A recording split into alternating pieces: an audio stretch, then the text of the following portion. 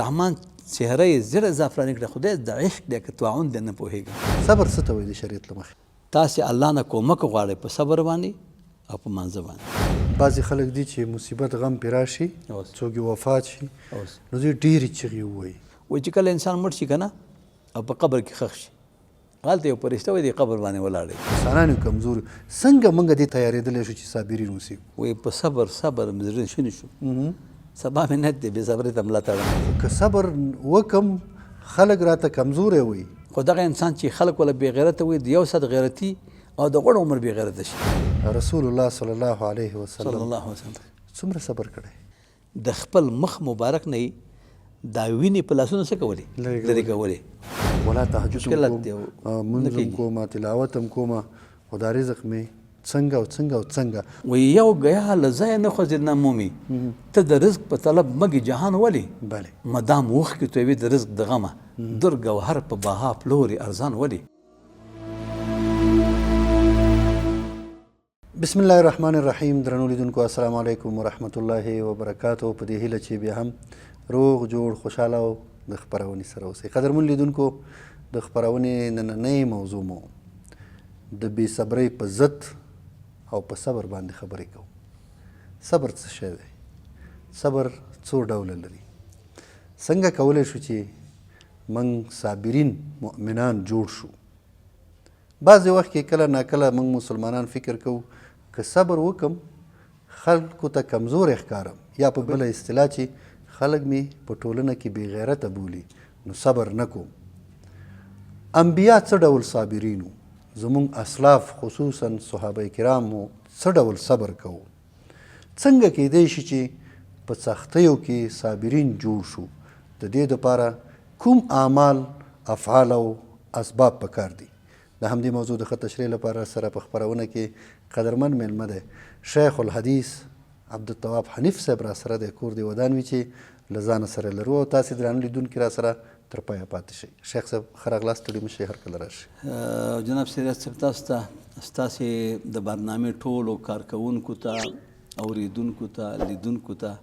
ټولو ته السلام علیکم ورحمت الله تعالی وبرکاته وایم. وعلیکم السلام ورحمت الله وبرکاته. شیخ صاحب ډېره مننه کور ودان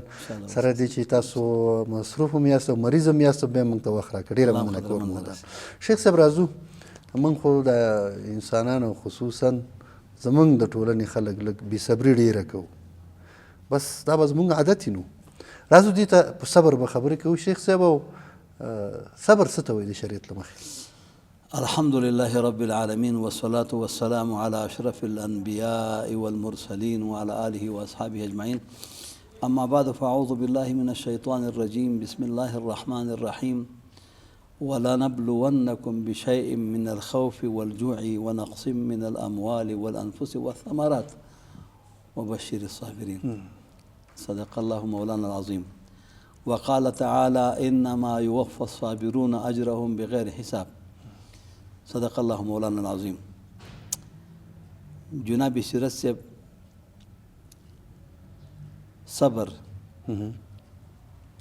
صبر چې دی دا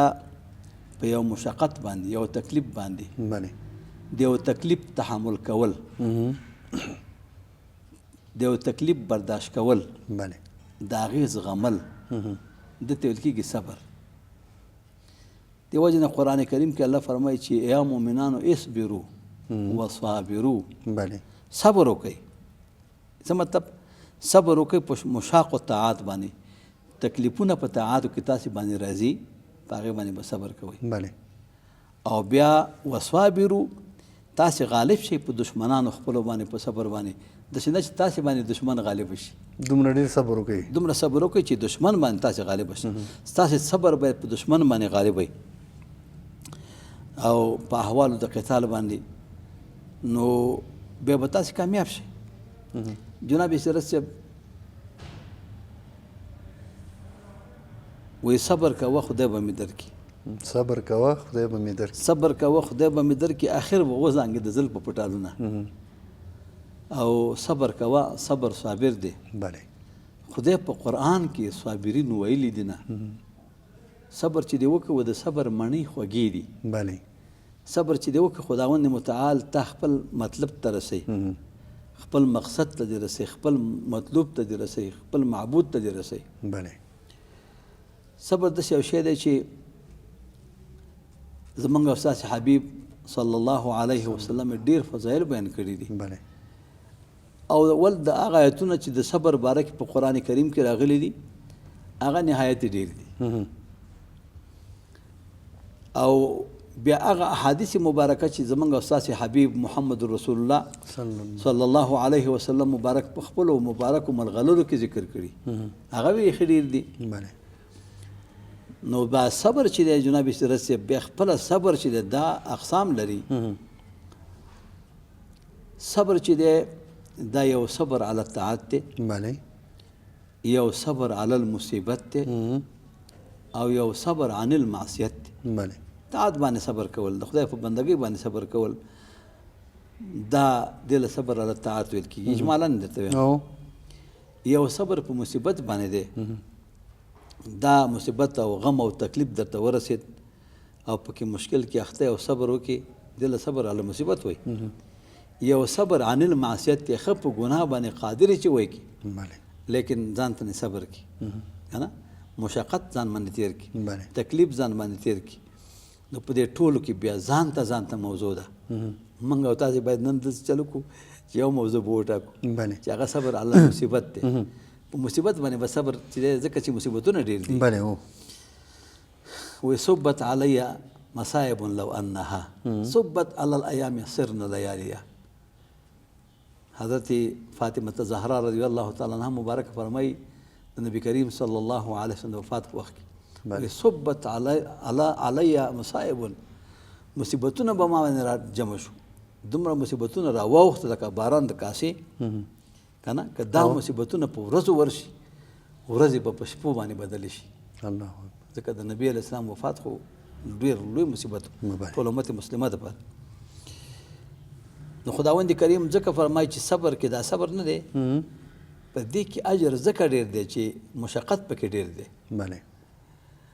او الله پاک ځکه فرمایي چې انما یوفى الصابرون اجرهم بغیر حساب. خداوند کریم با صبر کوونکو ته بې حساب اجر نه ورکړي، بې حسابه ان حساب به نه وي. بله. چې خداوند کریم وفرمایي چې بې حساب اجر ورکوم خو اجر ډېر دی. دارنګې قرآن کریم کې الله پاک خپلو مؤمنو بندګانو ته امر کوي چې واستعینوا بالصبر والصلاة. تاسې الله نه کومک غواړئ په صبر باندې او په مانځه باندې. بله. د خدای پیغمبر صلی الله علیه وسلم ته به چې کله که مشکل پیدا شو فوراً به یې مانځه له مخه کړه. بله. مونځ به وکړو او الله له به یې لاسونه پورته کړه چې خدای پاکه په دې کار کې ما سره مرسته وکړي، ما سره کومک وکړي، ما سره نصرت وکړي. صبر به یې کوو. جناب سیرت صاحب حضرت ابی مالک حارث ابن عاصم اشعری رضی الله تعالی عنہ روایت کوي چې نبی کریم صلی الله علیه وسلم فرمایل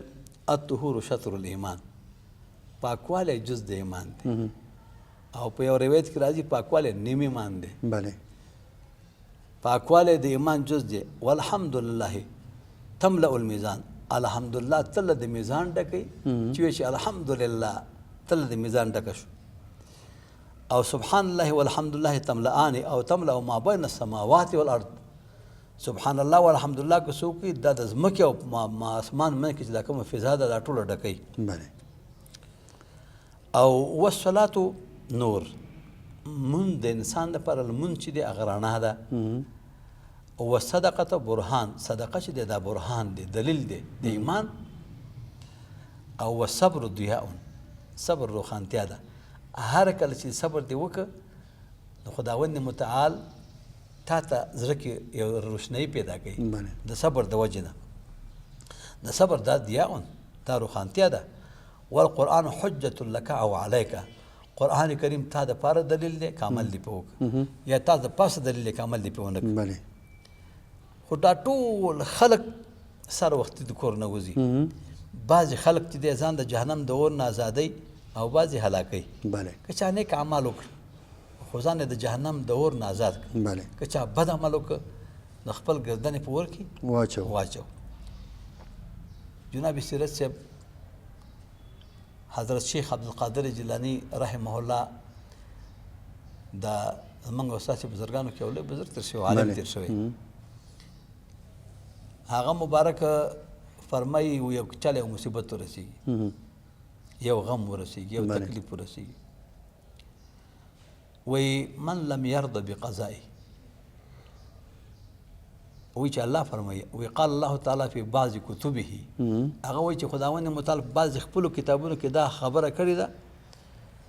چې څوک زما په قضا راضي نشي الله فیصله کړې چې دا کار به کېږي حتما کېږي وایي د قسمت خلاصېده د هېچ چا نشته که داخل شي د مکې په حرمونه که هزار دمونه په ځان پوکه نور به نه که په دمونو قسمتونه نو دا صبر چې دی څوک چې وایي د خدای په قضا راضي نشي د خدای پاک چې کومه فیصله او قضا کړې جناب سیرت صاحب هغې باندې باید سړی راضي شي او چې راضي نه شي ځان ته دې غم ولیده وایي چې هر چې خپله رضا وسپاري قضا ته الله اکبر هر چې خپله رضا وسپاري قضا ته که هر څوک په ځان ناخوښ وي خوشحرم شي او وایي رضا ولې په قضا سپارلی نه شي رضا ولې په قضا سپارلی نه شي اسان کار دی که په ځان باندې ګران ولې یعنی کار اساني وروسته اساني راځي که نه اذا استدت بك البلوى ففكر في ألم نشرح فعسر بين يسرين اذا فكرته فافرح انا کله چې تکلیف در باندې راشي مصیبت راشي صبر کوه او علم نشرح صورت کې فکر کوه فعسر بين يسرين یو تکلیف سره الله دعا اسانه ورکوي کله چې فکر وکړي خوشاله بشي نو حضرت شیخ عبدالقادر جیلانی رحمه الله فرمایي وایي چې څوک چې الله فرمایي چې څوک زما په قضا راضي نشي من لم يرضى بقضائي څوک چې زما په قضا راضي نشي او ولم يصبر على بلائي صبر زما په مصیبتونو کې چې ما ولا مصیبت ورسو او په دې صبر ونه کړي ولم يشكر على نعمائي زما په انعاماتو شکر ونه باسي فليتخذ ربا سوائي زمانه دی بل رب یې ځان له طلب کړي ځکه دا فیصلې خو ما کړي دې وجه نه ټولو انبیاو باندې تکلیفونه راغلي رسولانو باندې راغلي تاسو ته حدیث بیانوم انشاءالله نو حضرت ابي سعید خدری سے فرمایي چې رضی الله تعالی عنهما وان ناسا من الانصار سالوا رسول الله صلی الله علیه وسلم څه خلک راله پیغمبر خدا صلی الله علیه وسلم نه سوال وکړ غوښتنه وکړه چې موږ سره پیغمبر علیه السلام هغه ته ورکړ پیغمبر علیه السلام چې څه پیسې ورسره وي که صدقه و غنم یا جوار یا اربش هغه وخت کې خرما ټولې ورکړه چې نبی علیه السلام سره څه هغه پناه شو ختم شو هر کله چې ختم شو نو وی ویل چې ما یکون عندي من خیر فلن ادخره لكم یا ادخره عنكم څه شی چې ما سره موجود تاسو نه ذخیره کوم تاسو ته حتما در کوم ومن یستعفف یعفه الله څوک چې ځان د سوال نه بچ کړي خداوند متعال بدله د ذریعه برابره کړي چې دا به انسان د سوال نه بچي او ومن یستغني یغنیه الله څوک چې ځان غني وګڼي بې پروا وګڼي خدای به یې غني کړي ومن یتصبر یصبره الله یا یصبره الله څوک چې صبر وکړي یعنې څه معنا ځان له په زوره صبر ورکړي خداوند متعال به د صبر توفیق درکړي الله به کار نه ته د صبر درکړي وما اوتی احد عطاء خیرا او آسع من الصبر متفق علیه یو انسان ته الله پاک ډیر خیر نه ورکړي ډیر پراخه خیر د صبر نه ورکړي یعنی خداوند متعال انسان ته بهترین خیر چې ورکړي پراخه خیر ورکړي هغه صبر دی الله دې موږ تاسو ته نصیب کړي امین دا حضرت ابي يحيى صحيب بن سنان رضی الله تعالی عنہ روایت کوي پیغمبر خدا صلی الله علیه وسلم مبارک فرمایل عجبا لامر المؤمن تعجب د امر د مؤمن د پاره ټول امر د مؤمن د پاره خیر دی که مؤمن مثلا هغه ته تکلیف ورسی ام ولا خیر دی که ولا نفع ورسیږي ګټه ورسیږي ام ولا خیر دی ولی ان اصابته سراه شکره که چیرته مؤمن ته یو خوشحالي ورسیږي شکر وبشي الحمدلله فکان خیر له دا مؤمن د پاره غوره شو او وین اصابه الضراء فصبر فکان خیرا له رواه مسلم. که چیرته مؤمن ته تکلیف ورسېږي ضرر ورسېږي صبر وکړي. خبره په صبر کې ده، صبر وکړي. وایي دا هم د دپاره بهتره ده ځکه انما یوفى الصابرون اجرهم بغیر حساب. خداوند متعال صبر کوونکو ته بې حساب اجر نه ورکوي چې خدای ولې بې حسابه وویل. پیغمبر هم په حساب نه پوهېږي، اولیاء هم په حساب نه پوهېږي که نه. نو ځکه چې الله وایي بغیر حساب، بې حسابه څه معنی؟ حساب نه لري. حضرت انس رضی الله تعالی عنہ روایت کوي چې هر کله چې پیغمبر خدا صلی الله علیه وسلم مبارک مریض شو، مریضتیا سخته شوه، دا د مرګ چپې به پرې راتلې. حضرت فاطمه رضی الله تعالی عنها مبارک د ده مبارک لور هغه وفرمیل چې واقرب اباته، یا زما د پلار ناقراری، ای زما د پلار غمه، ای زما د پلار تکلیفه. پیغمبر علیه السلام ورته وفرمیل چې ستا په پلار باندې نن نه وروسته بیا غم نه راځي. دا تکلیف چې نن شته بیا پرې نه راځي. نو بیا حضرت فاطمه رضی الله تعالی عنها مبارک چې کله پیغمبر علیه السلام صحابه دفن کو نبی سرت صاحب، نو صحابه ته وایي ستاسې نفس دا خوښه ګڼي ستاسې نفسونه چې تاسې په رسول الله باندې خاورې اړوئ. نو ځکه هغه وایي صبت علی الایام سرن لیالیا، دومره مصیبتونه په ما باندې راغله که په ورځو راشي شپه به شي، ورځې به په شپو باندې بدله شي. وایي لږ د صبر سبق ما لره هم راکئ، لږ د صبر سبق ما لره هم راکئ که په عشق کې څوک دا طاقت لرئ. نو سیرت صاحب صبر ډېر لوی اجر لري. حضرت اسامه بن زید رضی الله تعالی عنہ مبارک فرمایي چې دا حدیث کې راځي ويحبه وابن حبه وابن حبه، وایي دا هم د الله محبوب و، د پلار هم د الله محبوب و، د نیک هم د الله محبوب و، ټول صحابه مو. وایي د پیغمبر علیه السلام مبارک یوه لور و د هغې یو بچی و، هغه مریض شو. چې کله مریض شو، که ستا فکر یې چې کله انسان په کور کې مریضتیا پیدا شي بیا خاص د زنانو نو حتما یا پلار پسې جواب لیږي یا ورونو پسې که نه چې راشئ مشکل دی. نو یو سړی پیغمبر علیه السلام ته خپل پلار ته ولېږه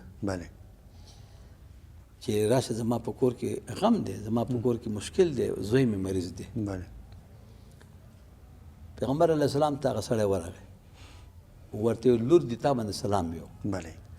سلام نه وروسته وویل چې که زموږ کور ته راشي ما ته تکلیف دی، زوی مې مریض دی.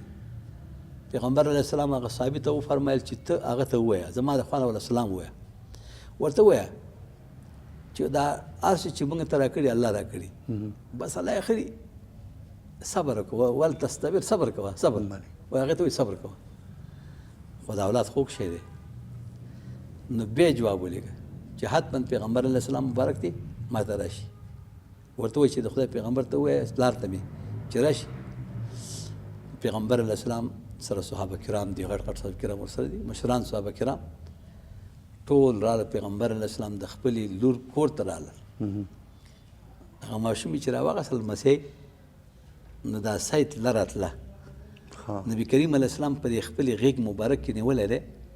دا سای ځي راځي. د پیغمبر علیه السلام د سترګو نه اوښکې روانې شوې،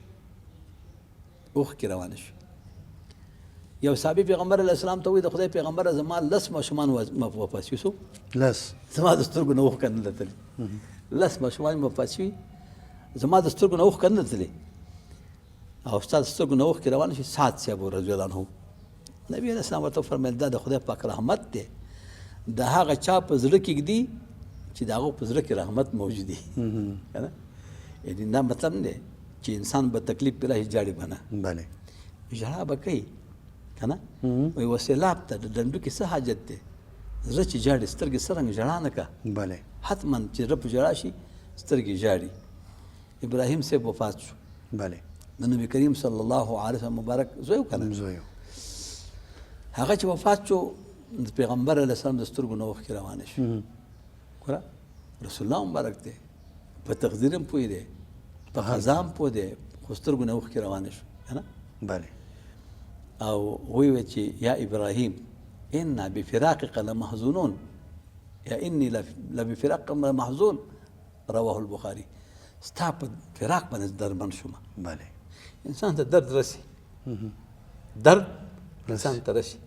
وایي خدای حالت د سړي یاد شي چې دردمند شي الله کمه نن د دردمندۍ تر عبادت ده د عین عبادت دی جناب سیرت صاحب دا یو ناشنا واقعه به بیان کړم مهرباني صاحب حضرت صحیب رضی الله تعالی عنہ د حدیث راوی دی چې پیغمبر علیه السلام مبارک فرمایي وایي په پخوانۍ زمانه کې یو باچا خبره په صبر کې ده پخوانۍ زمانه کې یو باچا یو ساحر او جادوګر یې ساتلی و الله دې موږ او تاسې دې ساحرانو نه خلاص امین هغه که پیري که فقیري که ملای او دا جادو کوي او سحر کوي مسلمان تکلیف کوي مسلمان په سحر باندې وژني تکلیف کوي او مریضي خداوند متعال موږ او تاسې د دې ساحرانو نه خلاص کړي او دوی د خدای تباه او برباد او دوی خدای تباه او هلاک او رسوا او ظلمي دا خلک دې فارغ شي خلک دې فارغ شي جناب سیرت صاحب وایي دې باچا ساحر ساتلی او جادوګر اوس هم دا یهودان چې دي ساحران ساتي بله او د مسلمانانو په دا مشران یو بل سره جنګوي اختلافات یې منځ کې اچي دا ساحر چې کله سپین ږیری شو زوړ شو دې باچا ته ویلي چې زه خو سپین ږیری شوم او زوړ شوم مرمه یو خیر هلک راولېږه یو خیر هلک راولېږه عقلمند چې دا سحر زه ورته دا جادو وښیم انتقال یې کړم انتقال یې کړم ځکه سبا له زه مرمه بیا تا سره به جادوګر نه ویل سمه ده یو خیر وړکی هلک او جڼی په اصطلاح سره پیدا یې کړ او دې ساحر ته ورولېږه چې دا جادو ورته وښیي بله دا هلک نیکبخته انسان و الله د بدبختۍ نه خلاص که نیکبخته شو لار کې چې د یو پیر ناست دی ښایسته پیران د شریعت مطابق پیران الله دې موږ غونه قربان کړي چې دا د شریعت مخالفت خو کوي که نه دا پیران چې یو غټه چاړی یو غټه توری شیخ صاحب په دې باندې کې کتره کتره کې ختم کړي بجلیګر استاد خبره چې قیمه کړي نو یو پیران یو پیلانی نو دا پیرو ښه راهب ورته ویل کېده دا راهب ناستو جناب سیرت صاحب دا لږ بچي ته دې راهب سره په سات کې ناست نو دا قاعده ده چې نیکانو سره کښېني نیک بشي بله که بدانو سره کښېني بد بشي وایي مصري توره هم په بد غلاف کې زنګ شي مصري توره هم په بد غلاف کې زنګ شي خدای څوک مکه د بدانو هم نشین امین او هر یو لوښی چې په ځمکه باندې کېږي بله هر یو لوښی چې په ځمکه باندې کېږي دغه ځمکه یې د جنس ته د خپل ګرد کا هغه جن هغه شی ښه زنګ ونیسي خراب شي خاورې شي نو دا هلک چې و دې راهب سره به کېناسته هلته به چې ورغی هغه ساحر ته ناوخته به ورغی که نه ناوخته به شو ورته ویل تا خو مثلا ټیم ستا وخت ستا 8 بجې دی او رالې ته 9 بجې ولې که نه بله هلته به یې ووهه چې ولې درس ته ناوخته راځې هلک به یې ووهه هلک به یې ووهه هغې خوا نه به چې بیرته کور ته ته نو بیا به دې سره بیا کېناسته د عالم او پیر سره صحبت صالح ترى صالح کند صحبت طالح ترى طالح کند نه وی سگی اصحاب که روز چند پای نیکان گرفت مردم شد بله پسر نوح بابدان بنشست خاندان نپوتش گم شد نه همداسې ده نو دا کیسه ده نو دا اخر راغی د خپل دغه استاد ته د خپل پیر ته شکایت وکړي چې استاد محترمه زه خو تا سره مینه ده محبت ته تا سره کېنم خو چې هلته لاړ شم ساحر ته ساحر مې وهي هغې خوا نه که کور ته رسم د کور والا وایي چې ولې ناوخته رالې بله څه وکړم هغه ورته ویل داسې کار وکړه چې کله ساحر ته ورتلې او ناوخته شو وایي کور کې کارونه ډېرو کور والا یې سر کړه او که کور والا مشکل دله پیدا کوو ورته ساحر لږ درس زیات شو نو دا قاعده ده چې دروغ نه روا دي که نه بله لیکن د کفارو سره دروغ څه دي روا دي بله وایي هېڅ دروغ رښتیا مې نه زده چې باور کړي ستا دپاره هم دروغ کړم او هم رښتیا کړم که نه نو جناب سیرت صاحب دا کار شروع کړ بله بله ورځ په لار روان دی چې ګوري په لار کې یوه غټه اژدها پرته ده هلک اژدها پرته ده یو غټه بلا ده یو مېید دا موږ تاسو نهنګ ورته وو دا د سیند نه راوغوښتی دی لاره کې پروت دی او غونډه لارې بنده کړې هېڅوک تللی نه شي دا هلک پرې راغی بله دې هلک وویل چې نن زه ګورم معلومات کوم که دا پیر په حق یې که نه نو زه چې ورسره کښېنم نو دا دغه دا بلا په اصطلاح دا بلا به مرداره شي که نه او که په هغه نه وي نه بردارېږي خو یې وړکې تیږه راوغسه ور خوشې کړه ویله خدایه که دا امر د دې پیر کار د دې پیر د دې راهب تاله ښیي دا بلا مړه کړي زه په ځای چې څنګه ورغله ټک هغه بلا مرداره شوه بس لاره خلاصه شوه دا هلک لاړه دې راهب ته یې کیسه وکړه وی چې پیر صاحب یا استاد محترم دغسې واقع پېښه شوه لاره کې بلا وه او هغه چې ما ویشته مرداره شو هغه ورته وي چې بچیه پې احتیاط کوه ته خدای کمال ته ورسولې او ولایت ته الله ورسولې ځکه ولی چې دی د ولی دوام الله قبلوي د ولی گفتم الله قبلوي وی گفته او گفته الله بود گرچه از حلقوم عبدالله بود او وی چې په خواست د حاجت پورته کړي لاسونه د اسمان د ملایکو پر یمین دی د الله دوستان چې لاسونه پورته کړي د اسمان فرشتې په یمین وي چې الله دوست دي ورته بچی ته ګوره ولایت ته ورسېدې کمال ته ورسېدې خو احتیاط کوه چې ما چاته ونه ښې چې استاز مې دا دی چې استاز مې دا دی چې ما ته څه ونه ښې سمه ده دې وخت کې دا لږ دې حد ته ورسېده چې جناب سیرت صاحب دمه شي مرزاده وړاندې د ده په دم رغېږي پیس مرض والا نه چې هغه بیخي ډاکټران ته عاجز وي پیس مرض والا رغېږي چې هر کوم سي مریض هم کې چوف خدای پاک مریض جوړ کړي ځکه خوله یې پاکه شوه د پاکو خولو نه دم قبلېږي د ناپاکو خولو دم نه قبلېږي د جناب سیرت صاحب دلته د باچا یو وزیر د مشاور وزیر په اصطلاح دا خبر شو چې دلته دا په سترګو ړوند شوی دی دا مشاور وزیر چې دی د باچا د همدې باچا وزیر چې په سترګو ړوند شوی په کور کې ناست دی دا خبر شو چې دلته یو څوک دی دم اچوي او خدای پاک خلک جوړوي راځه ورشه ورغی او د خدای دا تخفي او هدي او دا پیسې ځان سره یوړي او ورته ویلې ان شفیتني که تا ماله شفا راکړه دا ټولې هدي او دا ټولې تخفي تا ته مې راوړي هغه ورته څه وایي هغه وایي انما یشفي الله شفا ورکوونکی دی واذا مرضت فهو یشفین ابراهیم علیه السلام څه وایي چې کله زه مریض شوم څوک شفا راکوي الله شفا راکوي شفا زه نه شم ورکولی زه دې دم هم الله دې جوړوي وایي سمه ده دم یې که سترګې بېرته روغه شوې ګوره په دم باندې کارونه کېږي خو چې چا قیده صحیح او که د چا قیده په پرسټامول ګولۍ او په دم یې عقیده نه وي هغې باندې اول قرآن شریف چوپ که پرې نه صحیح کېږي هغه ته پرسټامول راوړي دا چې جوړ شو دا راغی راسن باچا دا راغی سترګې جوړې دي باچا سره بېرته چوکۍ باندې کېناست باچا ورته وایي من رد علیک بصرک دا سترګې دلته چا درکړې هغه وایي الله راکړي هغه ورته وایي ولک رب غیري آیا تا دپاره زما نه بل رب شته هغه وایي رب زما او رب ستا الله جل شانه رب زما او رب ستا د ټولو مخلوقاتو رب څوک دی الله پاک خدای راونیو ورته یې داسې کار وکړه چې د خپلې عقیدې نه واوړه داسې رقم عقیده دې راوست زه خو ستا رب خو زه یم دا باچا ورته وایي او دا هغه وایي چې نه زما رب الله پاک خو دا یې راونیو دومره عذاب یې ورکړه چې هغه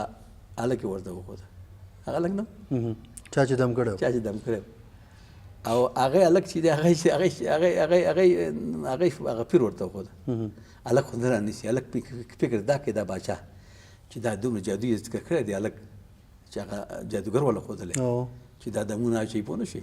هغه نه وژني هغه پیر یې راوغوښت ورته ویلې چې ته ستا رب څوک دی او زما رب الله دی نه خو بالاخره دا چې هغه یې راونیو او وری وله په دې مفرق باندې کېښود سر د منځ باندې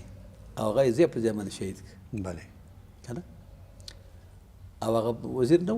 و وزیر هم شهید کړه هلک پاتې شو او هلک دلته په کار دی هلک خو دلته په کار دی که نه هلک دې باچا راوغوښت چې ته راشه هلک ته یې چې ګوره ته بچیه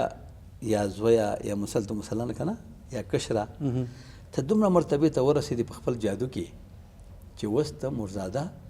وړاندې جوړی خدای پاک ستا په دم سره جوړی او پیس مرض والا دا مرتبې دې خدای پاک درکړي که نه نو داسې کار وکړه چې زه ستا رب یم زما ربوبیت ومنه هغه وایي رب زما که نه بله او د ټولو مخلوقات رب الله پاک دی دې عقیدې نه ته ما نه شې اړولی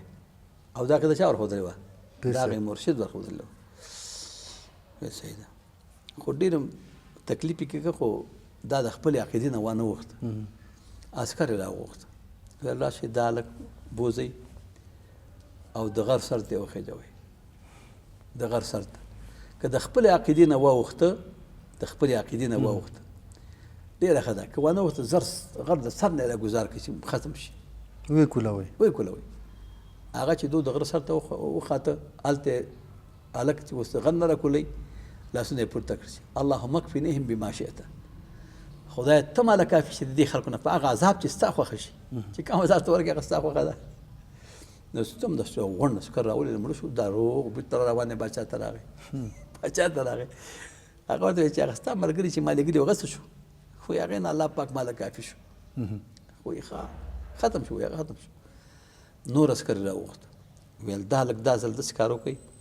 چې یو کښتۍ کې کېنوئ د سیند منځ ته یې بوځئ او هر کله د سیند مابین له چې ورسېدئ دا که د خپلې عقیدې نه واوښته ښه ده که د خپلې عقیدې نه وانه وښته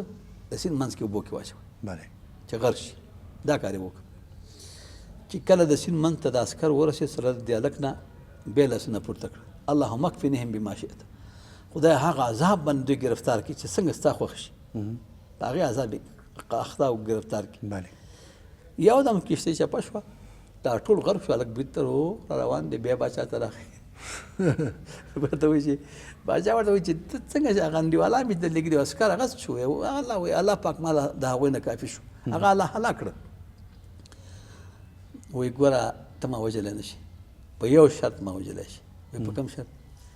وایي دا غونډ باچا دا غونډ مخلوق را جمع کړه والیان او رئیسان او وزیران او حکیمان او یو غټ میدان کې او دار ځوړند کړه که نه بله او زما د کڅوړې نه یو غشی واخله او لیندې کې کېده او د خلکو په مخ کې داسې وایه چې بسم الله رب هذا الغلام په نوم د الله ایستل کوم چې رب د دې غلام دی بیا به ما مړ کړي بله دا کار یې وکړ ټول خلک را جمع کړ صاحب مهربانه جنابي سرت صاحب او دا غریب په دار یې وځړو او غش په لنده کې کېښود او ویل بسم الله رب الغلام ټک په دغه ځای ولګېد دې زیزمه باندې له زیزمه وایي دا چې دلته یې ولګو هغلته لاس یې کېښود هملته شهید شو وفات شو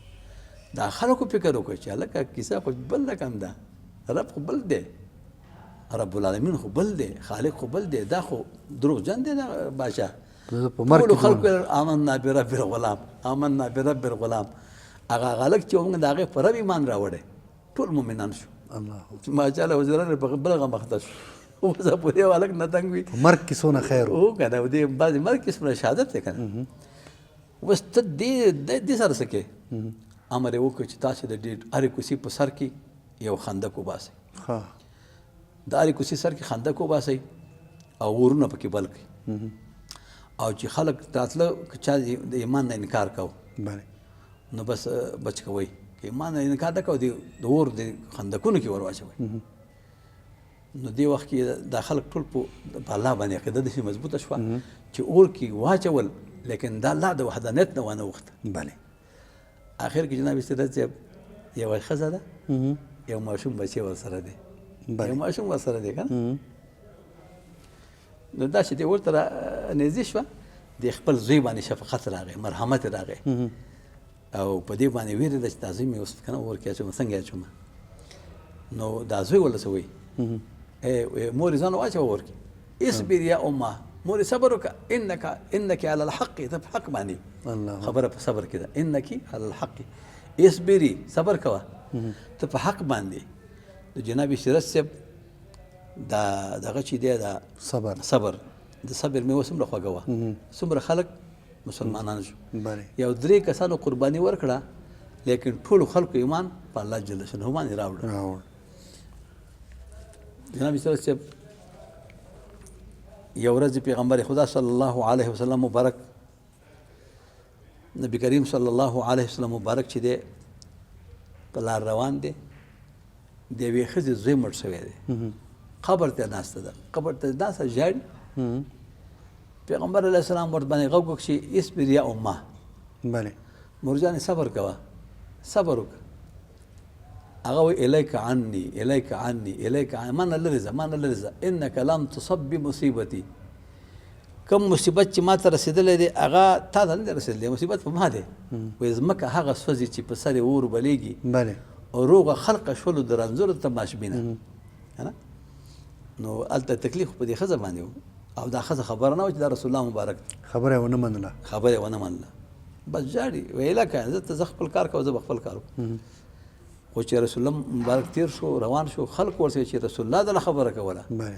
نبی کریم صلی الله علیه وسلم تا ته خبره کوله منډې کړې هر چا رسول الله مانه غرونو مانه دریابونو مانه ونو مانه حیواناتو مانه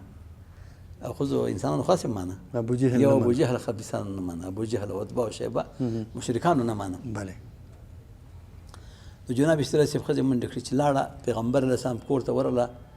د پیغمبر د خدای په کور کې دروازه چین نه و چې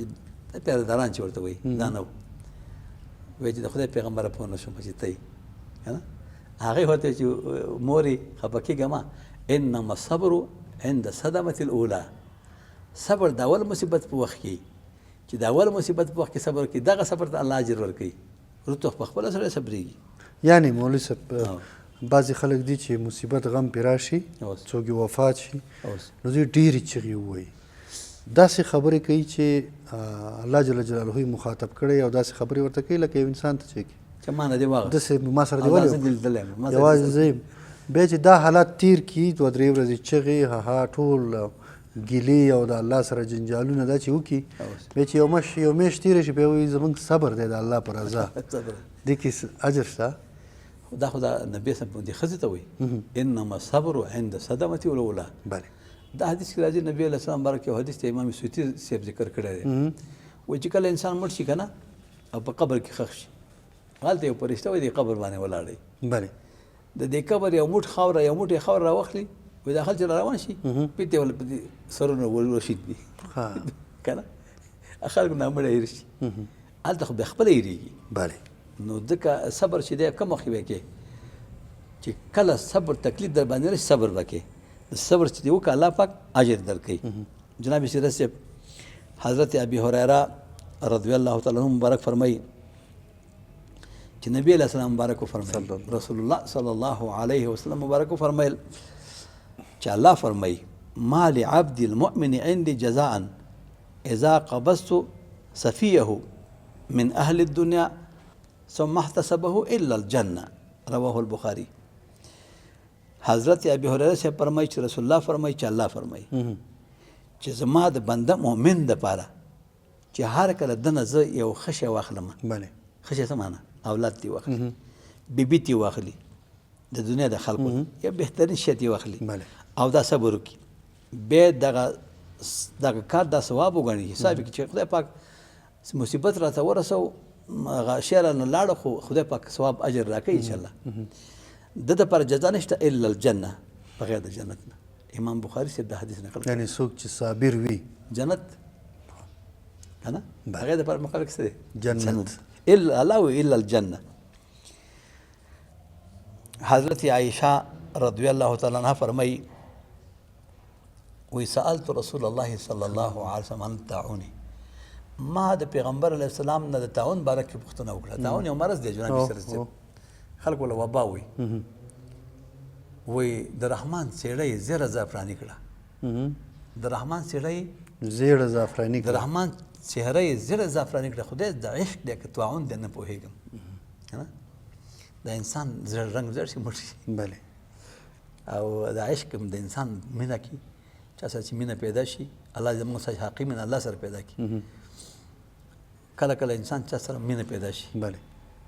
د هغې رنګ هم زیړېږي او بس بیچارهګان او صبر چې د ډېر عاشقانو په برخه دی او صبر عاشقان خوران ډېر تکلیف کوي که نه نو وی لږ د صبر سبق ما لره هم راکړئ که په عشق کې څوک دا طاقت لرئ او وی لکه لون زړوکې تاو کې نه وي وځي بله لکه لون زړوکې تاو کې نوی وځي ستا د غم مې رنګ زیړ پوست مې وچیږي الله او دا دغه چې دی دا عشق دا انسان زیړوي انسان وچوي د انسان بدن کمزوری کوي خراب مرض دی بله دا هر شي علاج شته د دې نشته د دې نشته دی وایي ان آتش بېرنګ نسوزد همه کسره دا بېرنګه اور دی هر څوک نه سېځي بله او وایي عاشقان یې د دنیا د غم خلاص کړي عاشق یې د سلیمان بادشاه غمی دی الله اکبر نو جناب سیرت صاحب عرض مې دا کو چې طاعون یو مرض دی حضرت بی عایشه فرمایي ما د پیغمبر علیه السلام نه پوښتنه د طاعون باره وکړه چې طاعون څه شی دی وایي خبرې راکړه چې دا پخوا عذاب و پخوا امتونو ته دا عذاب و الله به دا عذاب په یو قوم باندې مسلط کو بله په چا باندې مسلط کو خو لیکن خدای پاک دې امت ته رحمت وګرځو مؤمنان ته خدای څه کوي رحمت وګوره مؤمنان ته الله رحمت وګرځو فليس من عبد يقع في الطاعون فيمكث في بلده صابرا محتسبا وای نشته یو بنده چې یو طاعون په ځمکه کې راشي او دا عمل ته سکونت اختیار کړي دا زما هغې د الله په قضا راضي شي او عمل ته پاتې شي په خپل ښار کې پاتې شي صابرا صبر کوونکی په دې باندې خو لیکن دا کار ثواب ګڼي بله که مړ شم الله اجر راکوي الله مې شهید مړ کوي یعلم انه لا یصیبه الا ما كتب الله له دا پوهېږي شي ما ته هغه شی رسي چې الله ماته مقرر کړی الا کان له مثل اجر الشهید رواه البخاري مګر دې انسان ته چې په طاعون صبر وکړي ده ته الله د شهید اجر ورکوي شیخ صاحب دا چې ډېر فضایل د صبر قرآن کریم کې ورته اشاره شوې او په احادیثو مبارکو کې څنګه کېدی شي چې موږ مسلمانان صابرین جوړ شو بعضې وخت کې په مصیبتونو په تکلیفونو په مشکلاتو کې چې موږ راګیر کېږو ښه مثال په دې پوهېږو چې صبر زموږ د شریعت غوښتنه ده د قرآن لارښوونه ده زموږ د پیغمبر لارښوونه ده چې باید صابرین اوسېږو په ده باندې که څوک صبر وکړي ځای جنت دی فضایل ډېر دي خو بیا هم صبر نه کېږي انسانان یو کمزور څنګه موږ دې ته تیارېدلی شو چې صابرین اوسېږو وایي په صبر مې زړه شونی شو سبا مې نیت دی بې صبرۍ ته ملا تړمه الله جناب استرید صاحب صبر چې دی دا هلته انسان ته د صبر اول د موت ته او بیا هر مؤمن ته هلته د صبر په میوه چې خبر شي بله د صبر چې پیدا چې خبر شي چې صبر کې دومره فواید دي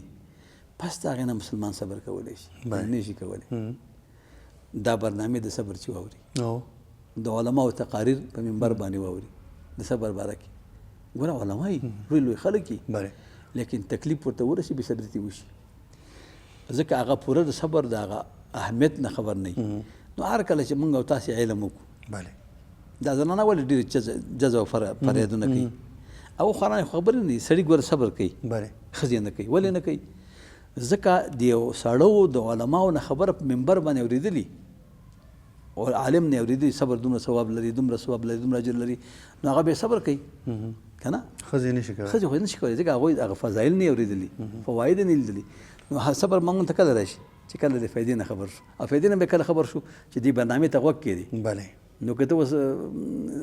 نورې برنامې اوري او د صبر نه اوري نو بیا خو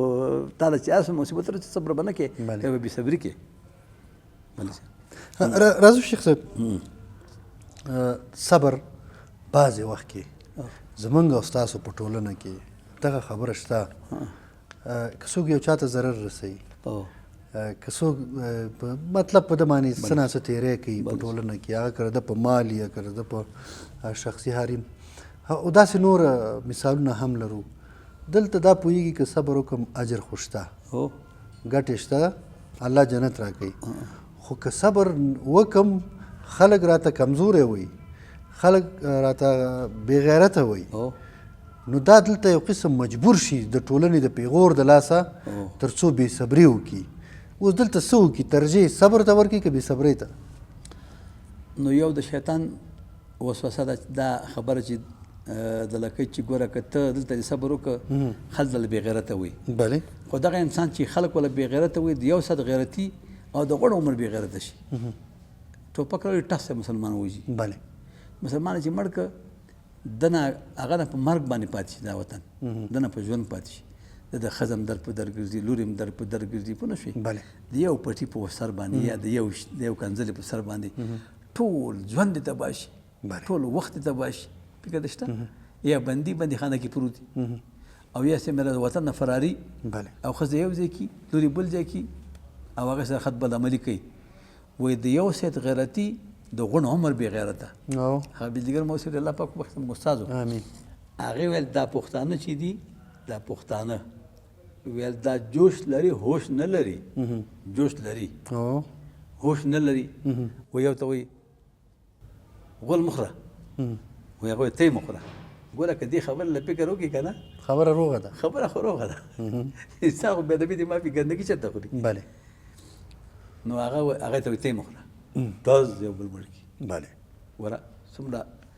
د جوش دا نقصان څومره شو صبر کې دومره فایده ده جناب سیرت صاحب حضرت عطا بن ابي رباح رضی الله تعالی عنه چې رحمت الله علیه چې په ماته ابن عباس یې ویل شه ابن عباس رضی الله تعالی عنهما وایي ما چې تله یو ښځه ونه ښیم جنت ښځه ده جنتي ښځه ده وایي ما ته یو ښه وایي یوه توره ښځه وه مدینه منوره کې وایي ما ته ویل چې دا ښځه ګورې دا توره ښځه دا جنتي ده وایي دا څنګه وایي دا پیغمبر علیه السلام ته راغله نبی کریم صلی الله علیه وسلم ته وفرمایل د خدای پیغمبره ما باندې مرګي راځي چپه کېږم درز انسان گذار شي او زه بربنډه شم پیغمبر علیه السلام ورته وفرمایل چې که ستا خوښه دعا به درته وغواړم دا مصیبت باندې صبر کوه په دې تکلیف صبر کوه جنت دعا به درله وغواړم جنتي به شي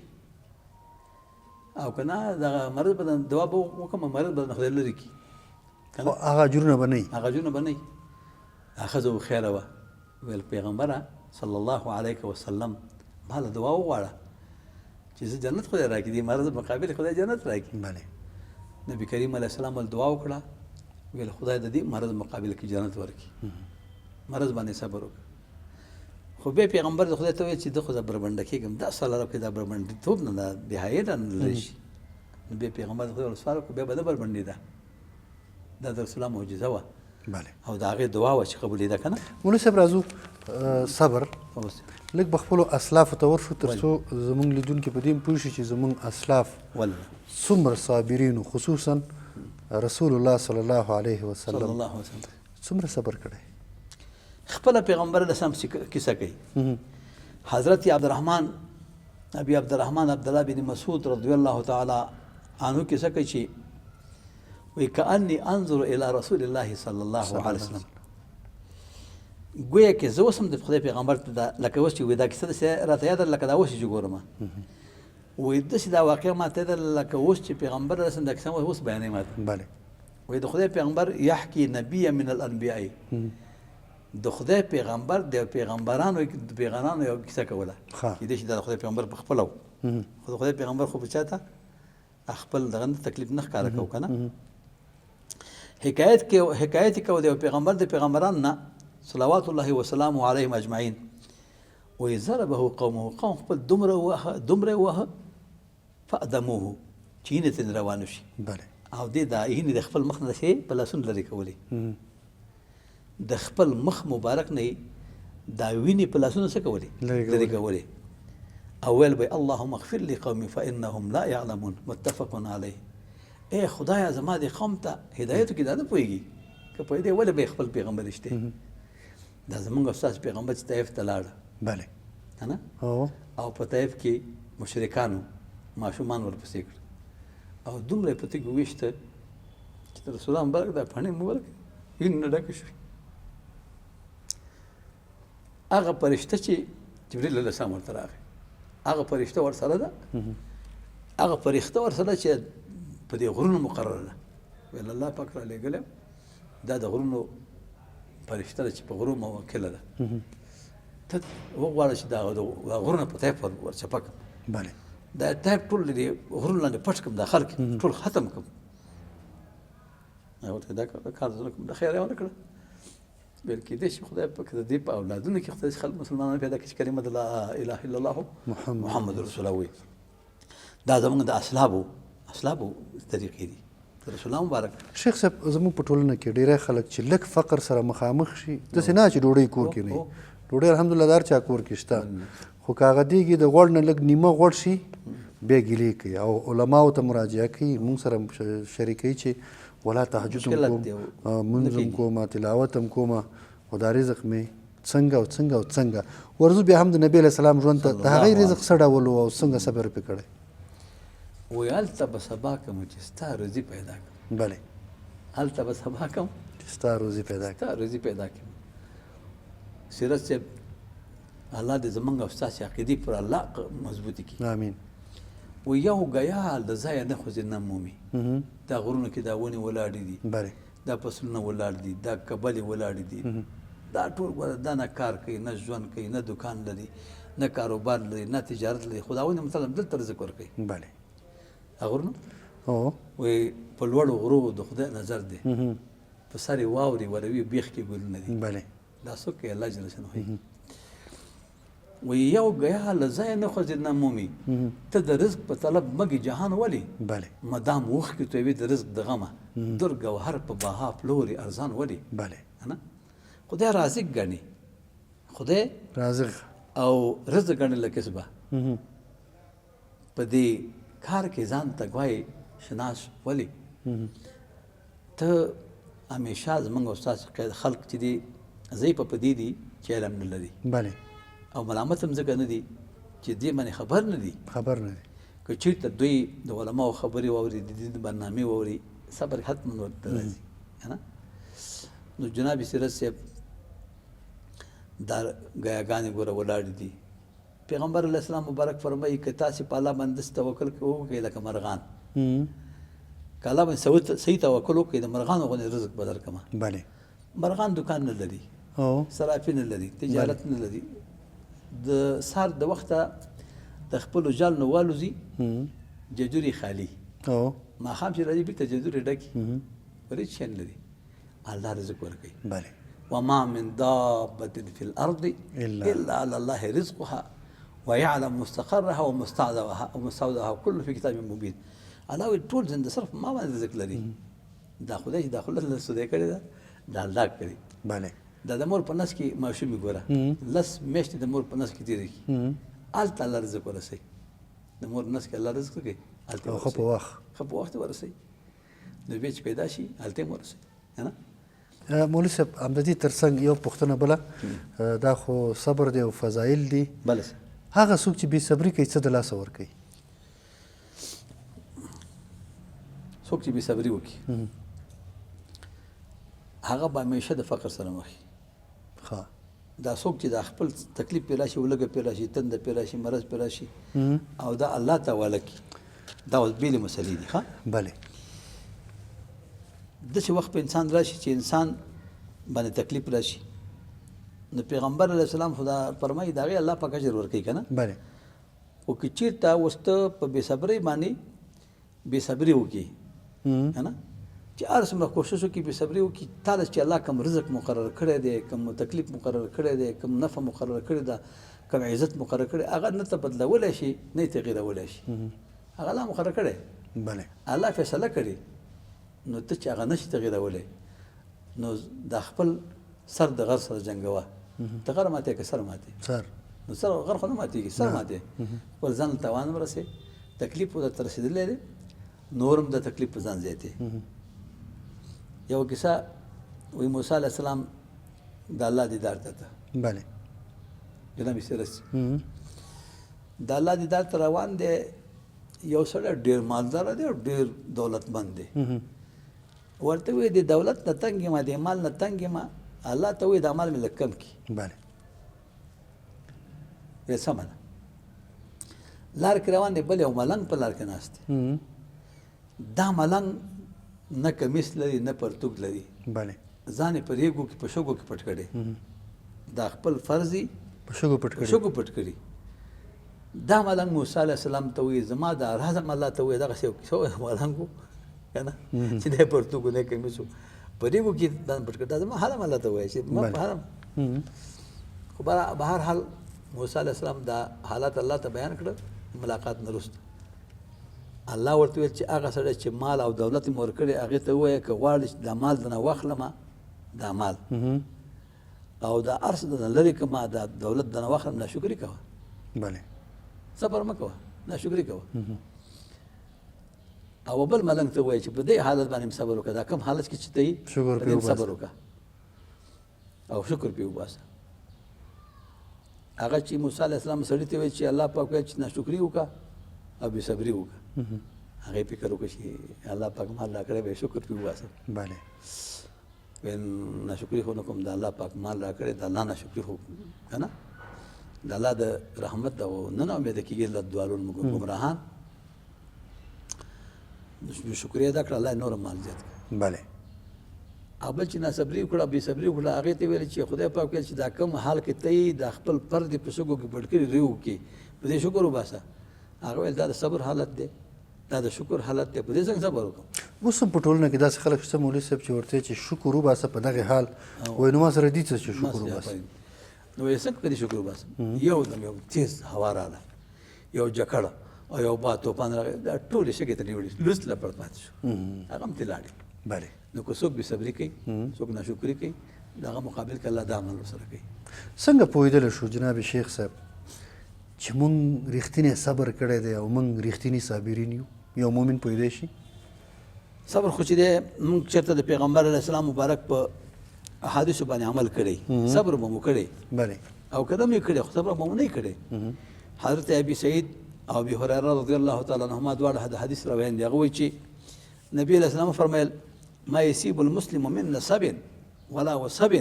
ولا هم ولا حزن ولا أذى ولا غم ولا حتى الشوكة يشاكها إلا كفر الله بها من خطاياه متفق عليه اوس موږ دې حدیث ته ګورو بله چې موږ په صبر کړی که نه دی کړی نم دی کړی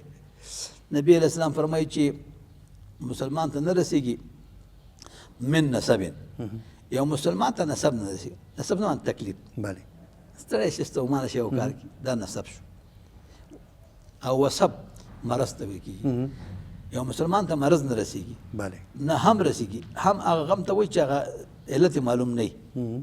هغه نه انسان چټي خفه وي چټي خفه شي په تعلیم د خپل اولاد مولوي بې تعلیمه پاتې شو ولې دا کار وشو ولې دا کار ونه شو دې له هم ویل کېږي بله او نه حزن په مافات باندې راځي یو شی درسره شته د نه فوت شو هغې ته حزن ویل کېږي بله او یا یو تکلیف ضرر یو ضرر ته ورسیږي او نه غم بله غم چې غلط معلومي حتی شوکتو یشاکها تر دې پورې چې اغزې